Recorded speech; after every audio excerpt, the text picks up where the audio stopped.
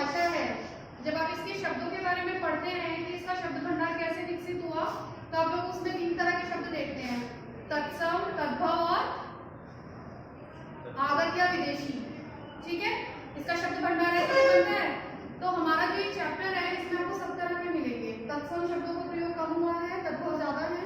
उसके अतिरिक्त कुछ शब्द इसमें इंग्लिश के ऐसे लिए गए हैं जो एज इट इज है, मतलब लिखे तो हिंदी में गए हैं, लेकिन अगर आप उनका अर्थ निकालेंगे तो सीधा सीधा इंग्लिश में ही निकलेगा। जैसे अगला वो देखो पद्यांश, इस विजन में दूर व्यापारिक नगर से प्रेम की प्रिय भूमि उपजाऊ अधिक है, और पैरों के तले है एक पोखर, उठ रही इसमें लहरियां नील तल में जो उगी हैं, घास भूरी ले रही वह भी लहरिया, एक चांदी का बड़ा सा गोल खंबा आंखों को है चकमकाता, है कई पत्थर किनारे पी रहे चुपचाप पानी, प्यास जाने कब बुझेगी। अब ये जो आपका चल रहा है ना, इसमें भी मानवीकरण अलंकार है। चुप खड़ा बगुला डुबाए टांग जल में, देखते ही नींद चंचल ध्यान निद्रा त्यागता है, चट दबाकर चोंच में नीचे गले के डालता है, एक काले माथ वाली चतुर चिड़िया श्वेत पंखों के झपाटे मार फौरन टूट पड़ती है भरे जल के हृदय पर, एक उजली चटुल मछली चोंच पीली में दबाकर दूर उड़ती है गगन में। अब ये पूरा का पूरा एक साथ है, मैंने एक साथ पढ़ दिया, धीरे धीरे आपको पता चलेगा लेखक किस किस के बारे में वर्णन कर रहा है। जैसे कि मैंने कल बताया था कि थोड़ा सा लेखक ने भूगोल का वर्णन किया है। भूगोल में क्या बताया उसने कि कौन से महीने में सरसों पक रही है और कौन से महीने में कौन सी, चना भी उसी समय पका हुआ है क्योंकि वो शादी के लिए तैयार है, सरसों भी पूरी पीली हो चुकी है, तो फागुन का जो महीना है उसमें कौन से गीत गाए जाते हैं, तो सारी चीजें उसने हमें कल बता दी। आगे देखिए, इस विजन में, विजन किसे कहते हैं? नहीं, मैंने कहा था एज इट इज इंग्लिश से आया हुआ वर्ड भी इसमें है, तो विजन जो है प्रॉपर इंग्लिश का शब्द है। अगर इंग्लिश में पूछा जाए तो विजन क्या है? देखना। देखने के लिए विजन का शब्द का प्रयोग किया जाता है दृश्य का। ठीक है, यहाँ पे उसने एज इट इज इस शब्द को प्रयोग किया है, एकदम वैसा का वैसा उतार दिया। इस विजन में मतलब जो दृश्य उसने पहले देखा था खेत वाला, अब वो उससे थोड़ा सा आगे बढ़ गया, दूसरे दृश्य का वर्णन कर रहा है। और क्या कह रहा है? इस विजन में यानी इस दृश्य में दूर व्यापारिक नगर से, लेखक कहां से लौट कर आया है? चैप्टर का नाम क्या है?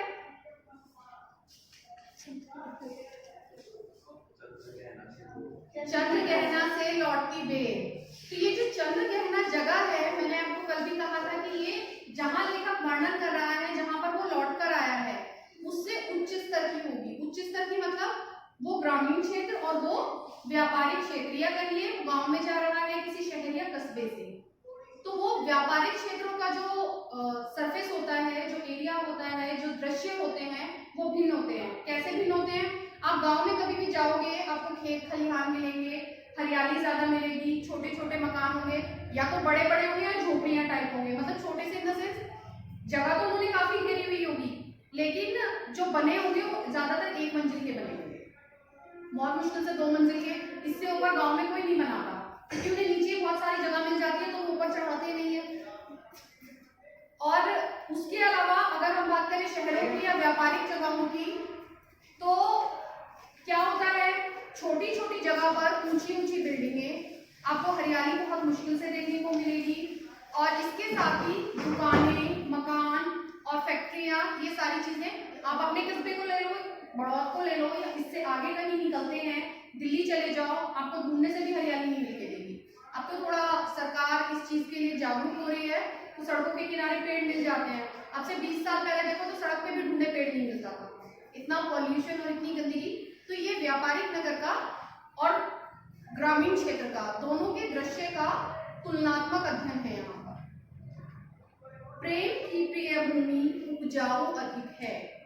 प्रेम की प्रिय भूमि, प्रेम की प्रिय भूमि से मतलब ग्रामीण क्षेत्र की भूमि से है। अच्छा, इसका जो लाइन का मतलब है सिंपल, आप लोग सोच रहे होंगे प्रेम की प्रिय भूमि क्यों कहा गया है। अगर आप लोग इस चीज को, यहाँ पे भी कंपैरिजन है, यहाँ पे भी तुलना है, अगर आप इस चीज को ध्यान से सोचोगे तो आपको पता चलेगा शहरों में पड़ोस वाले मकान में एक ही बिल्डिंग होती है, आमने सामने फ्लैट होते हैं, लोगों को सालों साल ये नहीं पता चलता कि सामने वाले फ्लैट में कितने बंदे रहते हैं, सामने वाले का नाम क्या है, नेम प्लेट पे पढ़ लिया तो पता है, बाकी कुछ नहीं। यानी कि उनमें आत्मीयता बिल्कुल नहीं होती, आपसी प्रेम व्यवहार बिल्कुल नहीं होता। इसके विपरीत अगर आप किसी गांव में जाएंगे तो गांव की एंट्रेंस के मकान से आप किसी भी गांव वाले का पता पूछ सकते हैं, उसके घर में कितने बंदे हैं, कौन क्या करता है, सब कुछ एक दूसरे का वहां पर पता होता है। यानी कि उनमें आत्मीयता, आपसी प्रेम भाव ज्यादा होता है। तो इसलिए लेखक ने कहा है प्रेम की प्रिय भूमि उपजाऊ अधिक है। मतलब वही आ गया फिर से तुलना, शहरों में तो खेती बाड़ी होती नहीं है और यहाँ पर खेती होती है, तो ये जो भूमि है ये बहुत ही उपजाऊ है। दोनों ही तरह से आप कृषि के माध्यम से भी इसे उपजाऊ देख सकते हैं और प्रेम के माध्यम से भी, आत्मीय संबंधों के माध्यम से भी, क्योंकि जो चीज जहां पनपती है, जहां पैदा होती है, उसका वहीं पर असर दिखाई देता है। आगे अगली लाइन देखिए, और पैरों के तले है एक पोखर। यानी लेखक जहां से गुजर रहा है, आप इस चीज को भौगोलिक दृष्टि से देख सकते हैं, जितना भी पानी का जगह होती है वो भूमि से नीचे होती है। जो हम नॉर्मली जिस सरफेस पर चलते हैं, जिस जगह पर हम लोग दौड़ते हैं, भागते हैं, उससे नीचे स्थल पर पानी इकट्ठा होता है। ठीक है, तो वो इसी को कह रहा है कि पैरों के तले है एक पोखर। पोखर यानी कि तालाब। अब जिस रास्ते से लेखक गुजर रहा है उसके बराबर में, उसके बिल्कुल जस्ट बराबर में उसके पास एक तालाब है। अब उसने जो ये विजन देखा, खेत वाला हमें बता दिया, अब वो देख रहा है एक पोखर को। पोखर के अंदर उसे क्या देखने को मिल रहा है, उठ रही इसमें लहरियां, यानी कि जो पानी है उसमें लहरें उत्पन्न हो रही हैं। नील तल में जो उगी है घास भूरी। अब कहने को तालाब है, आप लोगों ने तालाब देखा होगा, वैसे तो तालाब के ऊपर काई आ जाती है, नीचे का कुछ दिखाई नहीं देता, लेकिन ये जो तालाब है इसका जो पानी है एकदम साफ है, इसीलिए उसने नीले रंग का कहा। क्या पानी का कोई रंग होता है? ट्रांसपेरेंट होता है, उसका अपना कोई कलर नहीं होता, लेकिन पानी की विशेषता क्या है, जिससे भी मिलता है उसी के रंग में रंग जाता है।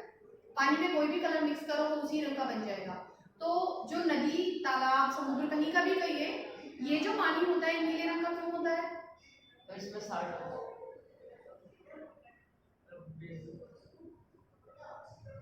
अगर बाल्टी में पानी निकालोगे तो क्या वो तब भी नीले रंग का रहेगा? तो बहता हुआ पानी हमेशा नीले रंग का क्यों दिखाई देता है? हाँ जी, अभी कहा ना कि ट्रांसपेरेंसी है, उसमें अपारदर्शिता है, और वो किसी भी पानी किसी भी रंग को अपने में आत्मसात कर लेता है, अपने में मिला लेता है। तो आकाश का जो नीला रंग है वो बहते हुए, चलते हुए पानी में दिखाई देता है, इसीलिए लेखक ने कहा है नीले रंग का पानी। नील तल में, यानी पानी का जो ये नीला रंग है, इसके तलहटी में, इसके निचले स्तर में उगी है घास भूरी। भूरे रंग की एक घास उगी हुई है, जो कि लेखक को ऊपर से ही दिखाई दे रही है। ले रही है वह भी लहरियां, क्योंकि पानी लहरा रहा है तो ऐसा प्रतीत हो रहा है कि वो जो घास है वो भी लहरा रही है। क्या मुझे कोई बता सकता है कि क्या वास्तविकता में घास लहरा रही होगी?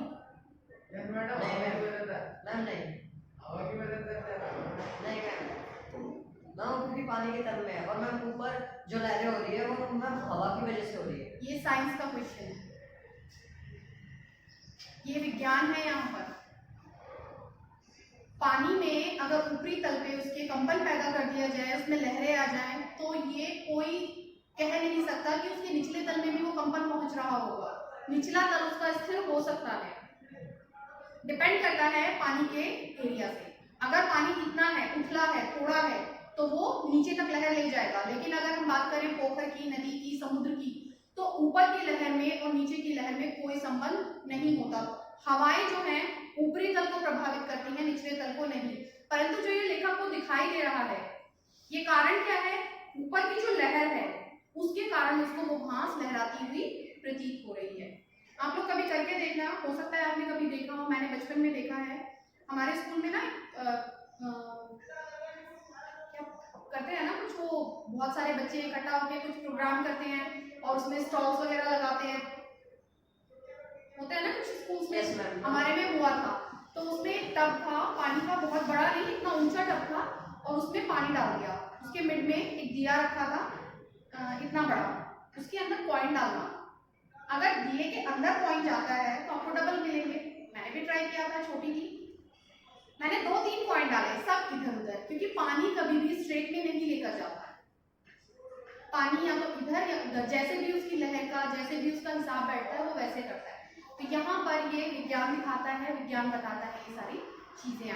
हमने भूगोल भी पढ़ लिया, हमने विज्ञान भी पढ़ लिया। अब हम चल रहे हैं किसी और तरफ। तीसरी लाइन देखिए कौन सी है इसके बाद। अभी तो ये इसी में है, इसके आगे वाली बताऊंगी। एक चांदी का बड़ा सा गोल खंभा आंखों को है चकमकाता। क्या पानी के भीतर आपको चांदी का कोई खंभा दिखाई दे सकता है? नहीं। थोड़ा सा सोचिए, दिमाग पर जोर डालिए कि अगर हम किसी नदी की, किसी पोखर की, किसी तालाब की बात करें तो उसके अंदर कौन सी ऐसी चीज हो सकती है जो आंखों को चुंधिया दे? पत्थर नहीं मैम, जो सूरज की किरणें हैं। सूरज की किरणें नहीं, सूरज का प्रतिबिंब। चांद, चंद्रमा का, ये सूरज का प्रतिबिंब जब उसमें पड़ता है तो वो रिफ्लेक्ट करता है। चकमकाना, किरणें रिफ्लेक्ट करेंगी, लेकिन जो वो प्रतिबिंब है, चांदी का जो वो खंभा है, वो सूरज की रोशनी को कहा गया है। चांदी जल के भीतर एक गोला दिखाई दे रहा है जिसपे आंखें रुक नहीं रही, आंखों को चकमकाना। चकमकाना का मतलब है चुंधियाना, जिससे आंखें उस पर टिक नहीं पा रही हैं। और वो लेखक को कैसा लग रहा है, क्योंकि वो इस सबको इमेजिन कर रहा है, सोच रहा है। सोच तो हमारी कहीं भी कैसी भी हो सकती है। तो लेखक ये कह रहा है कि वो जो प्रतिबिंब है, ऐसा नहीं लग रहा कि वो कोई प्रतिबिंब है, अभी तो ऐसा लग रहा है कि नीचे से कोई खंभा खड़ा हो। अब बात करें हम चमक की, तो चमक किस में होगी?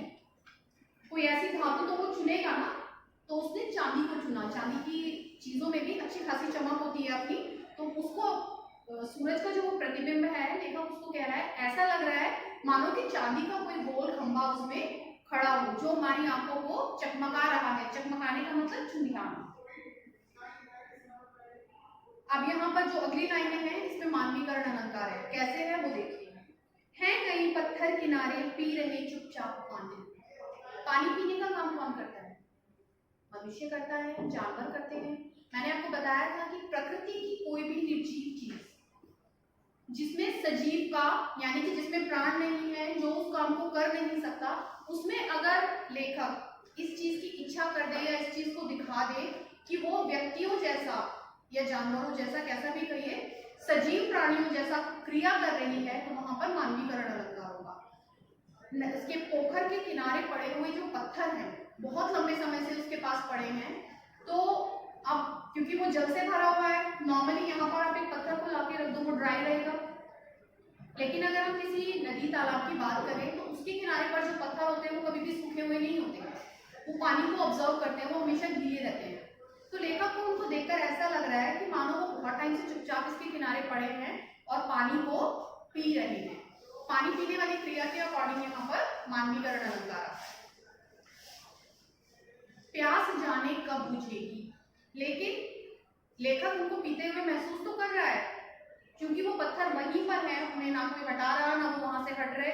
तो लेखक कहता है कि ये प्रतिपल पानी का पी रहे हैं, उसको पानी को प्रतिपल ग्रहण कर रहे हैं, लेकिन उसके बाद भी मैं ये समझ नहीं पा रहा कि इनकी प्यास कब बुझेगी, कब ये शांत होंगे और पानी को पीना बंद करेंगे। क्या ये संभव है? नहीं, क्योंकि पोखर में पानी है। अगर पोखर का पानी सूख जाए तो ये संभव है।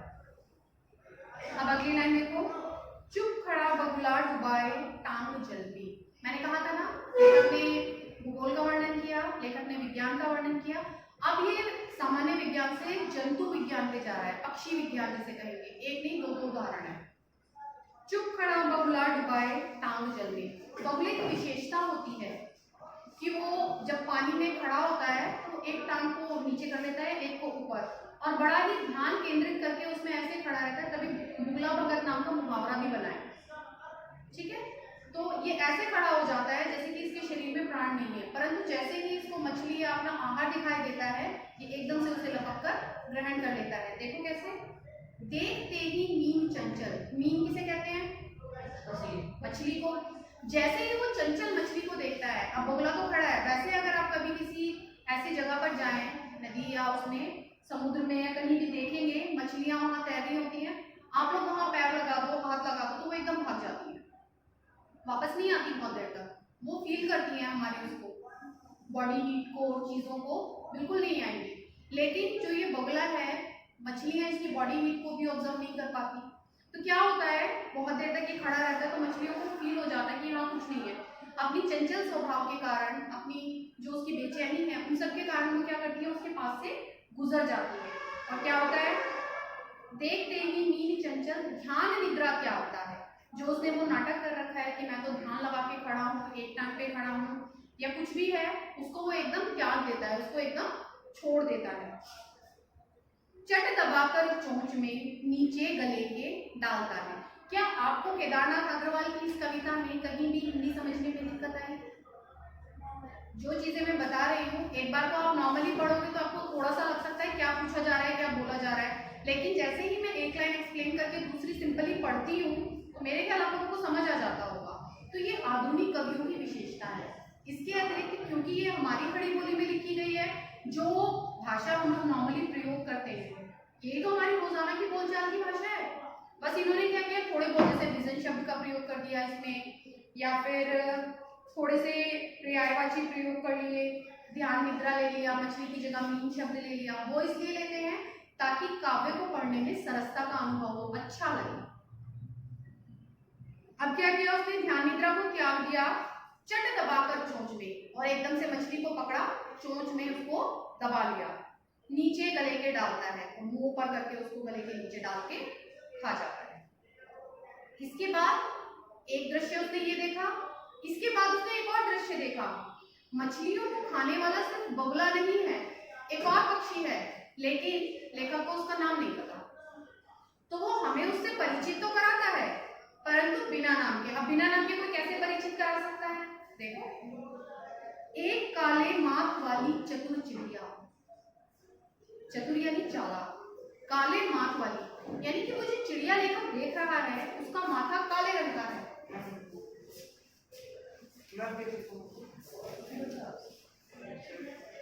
जय कुमार सर होंगे, ज्यादा मैं होंगी।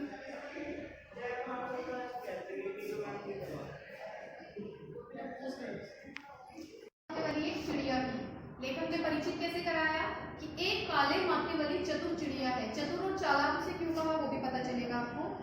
श्वेत पंखों के झपाटे मार फोड़न, मतलब माथा उसका काला है और पंख कैसे हैं, श्वेत यानी सफेद, और झपाटे मारना अचानक से झपट्टा मारना।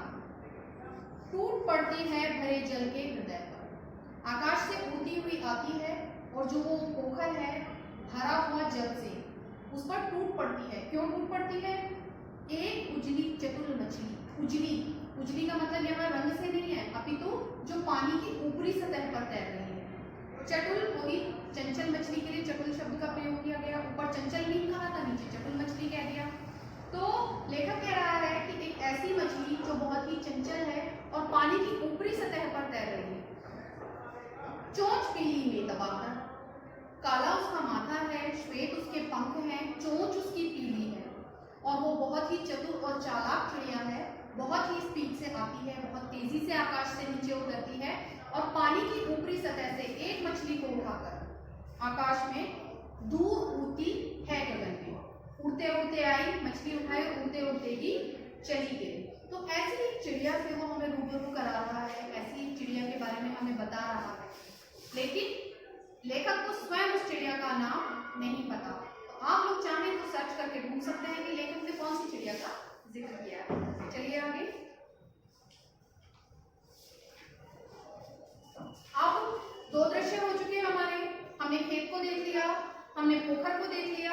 अब लेखक इससे भी थोड़ा सा आगे जाए, उस पर क्या है क्या नहीं वो बताता है।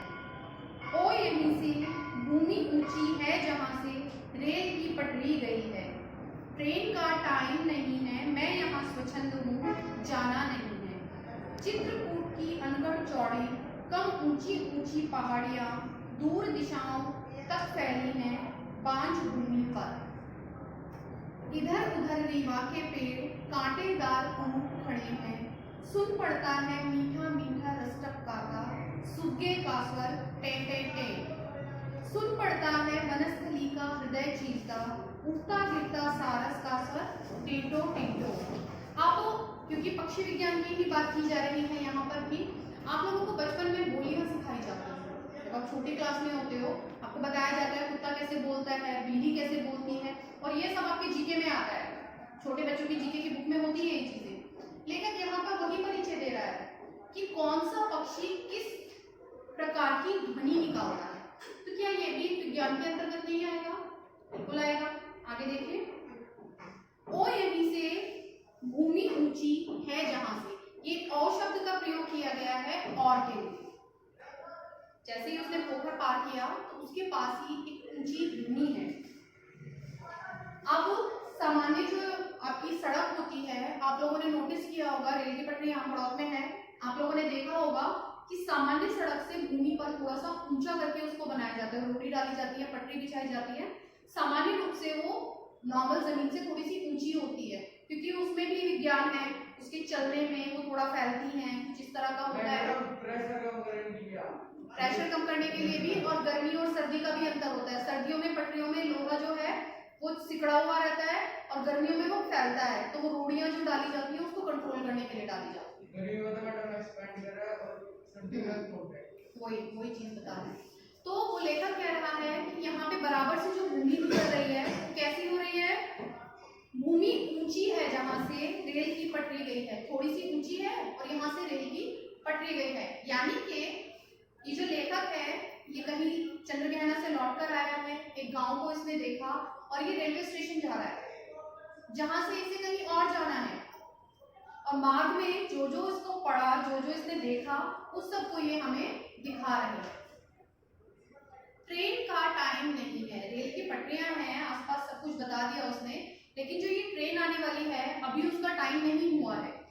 मैं यहाँ स्वच्छंद हूँ, स्वच्छंद यानी मुक्त, क्योंकि ट्रेन का टाइम नहीं हुआ तो मेरे पास वक्त है कुछ भी लिखने का, कुछ भी सोचने का, कुछ भी बोलने का। आप लोग ट्रेन के लिए इंतजार करते हैं, कई बार ट्रेन लेट हो जाती है, कई बार आपको लगता है चलो फ्री है, कोई मैगजीन लेके पढ़ लो, कुछ खरीद के खा लो, कुछ गेम खेल लो। आजकल तो मोबाइल का जमाना है, बच्चों के हाथ में फोन होते हैं, 2 मिनट मिले नहीं मोबाइल में गेम स्टार्ट हो गया। तो वो पुराना समय था, मोबाइल नहीं थे, लेखक ने गेम तो नहीं लिया, लिखना शुरू कर। जाना नहीं है, स्वच्छंद है और अभी उसको जाना नहीं है क्योंकि ट्रेन का टाइम नहीं हुआ और ट्रेन आई नहीं है। चित्रकूट की अनगढ़ चौड़ी कम ऊंची ऊंची पहाड़ियां दूर दिशाओं तक फैली हैं बांझ भूमि पर। अब बांझ भूमि किसे कहा जाता है? बंजर भूमि, जो उपजाऊ नहीं होती। अभी उसने पीछे वर्णन किया था खेत का, यानी वहां की भूमि उपजाऊ थी। उससे आगे जहां वो देख रहा है, जा नहीं रहा क्योंकि वो रेलवे स्टेशन के पास, वहां पर रेल की पटरी के पास खड़ा है, उसको तो ट्रेन का टाइम हो रहा है। लेकिन आप लोगों ने देखा होगा अगर हम कहीं खड़े हैं तो हमें दूर तक कुछ दिखाई देता है, तो वो चित्रकूट स्थान का नाम है। वहां की पहाड़ियां जो हैं छोटी छोटी हैं, ज्यादा बड़ी नहीं है, तो वो उसे दिखाई दे रही हैं। और वहां का जो एरिया है, वो जो जगह है वो कैसी है? बंजर है, यानी कि वहां पर हरियाली नहीं है। अभी तो कैसे रंग होगा? जैसा मिट्टी और पत्थर का रंग होता है वैसा लेखक को दिखाई दे रहा है। अगर भूमि उपजाऊ होती तो वहां पर हरियाली होती, और लेखक उसको बांझ भूमि नहीं कहता।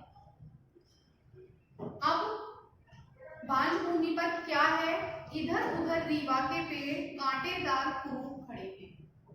आप लोगों को एक चीज और पता होगी, ये जो राजस्थान है रेतीली भूमि है, वहां पर कैसे पेड़ मिलते हैं? कैक्टस, यानी कांटेदार पेड़। तो यहाँ पर भी लेखक ने वर्णन किया है रीवा। मैं अपने लिए कहती हूँ, मुझे नहीं पता रीवा का पेड़ कौन सा होता है, लेकिन लेखक हमें बता रहा है कि कांटेदार कुरूप खड़े हैं, मतलब वहां आसपास कांटेदार पेड़ खड़े हैं जो बिल्कुल भी देखने में सुंदर नहीं है, और उनको देखकर भी लेखक ये कह रहा है कि ये भूमि बांझ है, क्योंकि बांझ भूमि पर ही कांटेदार पेड़ उगते हैं। सुन पड़ता है मीठा मीठा रस टपकाता सुग्गे का स्वर, टें टें टें। सुग्गा किसे कहते हैं? तोता। हाँ जी, तोता। ये कौन सा शब्द हो गया? संस्कृत का शब्द है, संस्कृत में सुग्गा तोते को कहते हैं, ठीक है। तो ये कौन सा हो गया? तत्सम का। अभी हमने इंग्लिश का भी पढ़ा था, तद्भव तो आपके आते रहते हैं, मोस्टली तद्भव ही कहलाते हैं सारे इसमें। सुन पड़ता है मीठा मीठा रस टपकाता। आप लोगों को तोते की आवाज भी अच्छी लगती है, कोयल की तो सबको ही लगती है। अगर कहीं कौवा बोलने लगे, कोयल की आवाज आप सुनो तो क्या वो अच्छी लगेगी सुनने में? वो कर्कश ध्वनि होती है, कानों को चुभने वाली। तो लेखक कह रहा है कि यहाँ आसपास रस टपकाता, यानी कि जो वो वातावरण है उसमें तोते की आवाज आ रही है और वो कानों को बहुत ही प्रिय लग रही है, बहुत ही प्यारी लग रही है। सुन पड़ता है वनस्थली का हृदय चीरता। अब लेखक ने थोड़ा आगे पीछे हुआ है, क्योंकि अभी तो उसे तोते का स्वर सुनाई दे रहा था, एक साथ दो स्वर सुनाई देंगे तो वो कंफ्यूज है, बता नहीं सकता। आप खुद सोच के देखो, दो जने एक साथ बोलने लगे, चाहे वो बच्चे हैं चाहे बड़े हैं, तो दोनों की आवाज क्या हो जाती है, मिक्स हो जाती है, समझ में नहीं आती बातें। हमें अपना ध्यान एक तरफ केंद्रित करना पड़ता है एक की बात को समझने के लिए। तो यही स्थिति लेखक की है। अभी उसने तोते का स्वर सुना, हो सकता है वो थोड़ा और आगे चला हो, आगे उसको किसका स्वर सुनाई पड़ा, वनस्थली का हृदय चीरता। वनस्थली किसे कहते हैं, वनस्थली किसे कहते हैं? हमारे स्कूल को। हाँ मुझे पता था, स्कूल का नाम आते सबके दिमाग में यही आएगा, वनस्थली स्कूल को ही कहते हैं। वन प्लस स्थली, स्थल, स्थल यानी जगह, वन यानी जंगल, तो जंगल का एक नाम वनस्थली भी होता है। वनस्थली का हृदय चीरता, यानी कि थोड़ा लेखक आगे गया है और जो वो शांत वातावरण है, हो सकता है आसपास काफी सारे पेड़ हो, इसलिए लेखक कह रहा है कि ये जंगल है। और यहाँ पर हृदय चीरता से मतलब होता है अगर किसी का स्वर आ रहा है, कोई शांत एरिया है, बिल्कुल कहीं कोई आवाज नहीं है और सिर्फ एक ही जानवर, एक ही पक्षी किसी की आवाज आती है, तो वो ऐसा लगता है कि कुछ बहुत तीखी आवाज आ रही है। तो यहाँ पर किसकी आवाज आ रही है, उठता गिरता सारस का स्वर, यानी कि आवाज से लेखक ने पहचान लिया कि ये सारस की आवाज है। अभी उसने देखा नहीं है, बस सारस की आवाज सुना, जिसको उसने हमें बताया किस तरह से सारस बोलता है, टेटो टेटो करके। तो उसने उठता गिरता से मतलब है कि कभी दूर से आवाज आती है, कभी पास से आती है, हो सकता है दो सारस हो, एक पीछे बोल रहा है एक आगे बोल रहा है। उठता गिरता से मतलब ये होता है आवाज कभी तेज और कभी कम आ रही है। आगे देखिए, मन होता है ऊर्जाओं में पर फैलाए सारस के संग, जहां जुगुल जोड़ी रहती है हरे खेत में, सच्ची प्रेम कहानी सुन लूं चुप्पे चुप्पे। चुप्पे चुप्पे में पुनरुक्ति प्रकाश अलंकार है, मैंने बताया होगा आपको जब भी मैं काव्य पढ़ाती हूँ, एक साथ दो शब्द जब आते हैं, शब्दों का पुनः प्रयोग होना पुनरुक्ति प्रकाश अलंकार है, और वर्ण का बार बार प्रयोग होना कौन सा, अनुप्रास अलंकार। मन होता है ऊर्जाओं में।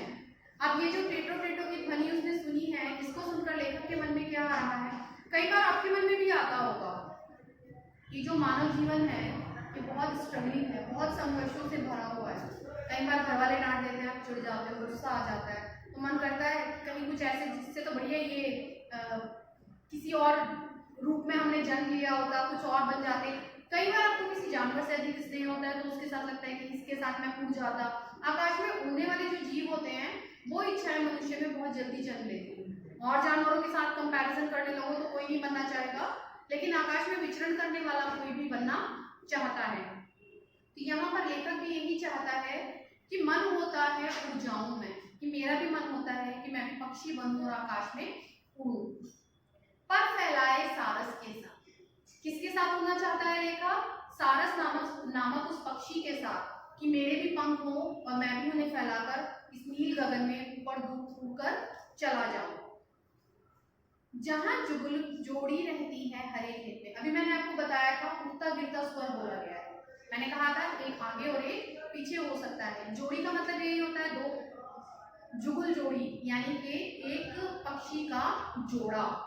तो ये जो हरा खेत है, आसपास ही फिर उसे खेत दिख गया कि वो चलते चलते दृश्य देख रहे हैं, तो आसपास फिर लेखक को एक खेत दिख गया। तो लेखक कह रहा है कि यहाँ पर खेत के अंदर सारस पक्षी का जो जोड़ा रहता है, मेरा मन करता है मैं भी सारस बन जाऊं और आकाश में उड़कर उस जोड़े के पास चला जाऊं। सच्ची प्रेम कहानी सुन लूं चुप्पे चुप्पे, मतलब छुप कर, चुप्पे चुप्पे छुप कर मैं उन दोनों के मध्य जो वार्तालाप चल रहा है उसको सुन लूं। ये जो संसार है ये भ्रमित करने वाला है, इसमें दूसरों के दोष ज्यादा देखे जाते हैं, दूसरों के साथ संबंध जो है वो मतलबी हो गए हैं। दुनिया में सिर्फ यही चीज है, जबकि जो जानवरों के संबंध हैं आपसी जो होते हैं उन लोगों के, वो काफी आत्मीय माने जाते हैं। अगर कंपैरिजन करो, मनुष्य एक स्वार्थी प्राणी है। अगर सोचा जाए कि हम आपसे क्यों बोल रहे हैं, उसके पीछे भी कोई स्वार्थ होगा। आपके घर वाले आपकी केयर कर रहे हैं, उसके पीछे भी स्वार्थ होगा। होता है, एक छोटा बच्चा जब घर में जन्म लेता है तो उसके बड़े क्या सोचते हैं, हमारे बुढ़ापे का सहारा बनेगा। तो क्या ये स्वार्थ नहीं है? लेकिन जानवरों के साथ ऐसा कुछ नहीं होता। तो लेखक कह रहा है कि मनुष्य की इस स्वार्थ वाली दुनिया से हटकर जो ये पशु पक्षियों की, जानवरों की जो दुनिया है, जो स्वार्थ विहीन है, मैं इसका हिस्सा बन जाऊं। आप लोगों का चैप्टर खत्म।